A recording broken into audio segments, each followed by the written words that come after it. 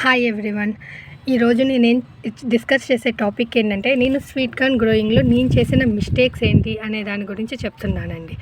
ఇది మామూలుగా నాకు కంపోస్ట్లో నుంచి వచ్చిన స్వీట్ కార్న్ ప్లాంట్ అండి. దీంట్లో మినిమం ఒక 15 దాకా వచ్చినట్లున్నాయండి. దాంట్లో అవి హెల్దీగా ఒక 10-12 ప్లాంట్స్ అనేవి హెల్దీగా ఉన్నాయండి. తర్వాత గ్రాడ్యువల్గా అవి 9 ప్లాంట్స్గా లాగా అయిపోయినాయండి. ఇప్పుడు ప్రజెంట్ అయితే 9 ప్లాంట్స్ ఉన్నాయండి. ఆల్రెడీ ఒక ప్లాంట్ని అయితే నేను హార్వెస్ట్ కూడా తీసేసుకున్నాను. ఒక ఫ్రూట్ వచ్చిందండి. ఇది సెకండ్ వన్ హార్వెస్ట్కి ఇవి రెడీగా ఉన్నాయి. ఇలా బ్రౌన్ కలర్ వస్తే హార్వెస్ట్కి రెడీగా ఉన్నాయండి. బట్ నేను తీసుకునేవన్నీ ఈ సైజులో మాత్రమే కార్న్స్ వచ్చాయి. అంటే ఒక హెల్దీ కార్న్ రాలేదండి. అంటే ఎలా చెప్పాలంటే, ఇవి ఒక 3-4 కార్న్స్ కలిపితే ఒక హెల్దీ కార్న్ అనమాట. ఒక హెల్దీ స్వీట్ కార్న్ అలా వచ్చిందండి.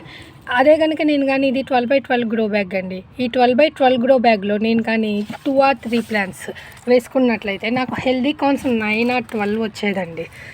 మినిమం 9, మ్యాక్సిమం 12 దాకా అలా హార్వెస్ట్ చేసుకోగలిగేదంటండి. నేను చేసిన ఈ మిస్టేక్ మీరు చేయకుండా ఉంటారు అని చెప్పేసి నేను ఈ వీడియో చేస్తున్నానండి.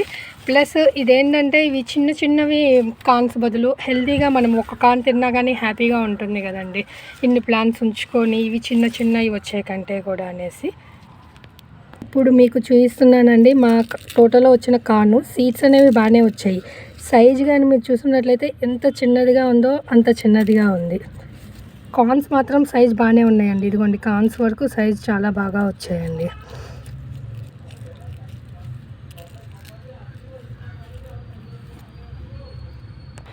ఇదిగోండి, ఇంత చిన్న సైజులో ఇలా వచ్చాయి. వచ్చిన వరకు హెల్తీగా, అంటే టేస్టీగా అండ్ హెల్తీగా బాగున్నాయండి. చాలా స్వీట్గా కూడా ఉన్నాయండి.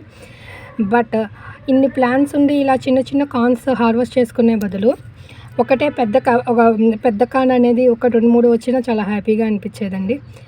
ఈ చేసిన మిస్టేక్ నేను నెక్స్ట్ టైం రిపీట్ చేయను. మీరు కూడా ఎవరు ఇలా చేయకుండా ఉంటారు. ఈ వీడియో కొంచెం గైడ్గా ఉపయోగపడుతుందని నేను చేస్తున్నానండి. థ్యాంక్ యూ ఫర్ వాచింగ్ అండి. నచ్చితే లైక్ చేయండి, షేర్ చేయండి, సబ్స్క్రైబ్ చేయండి. Thank you for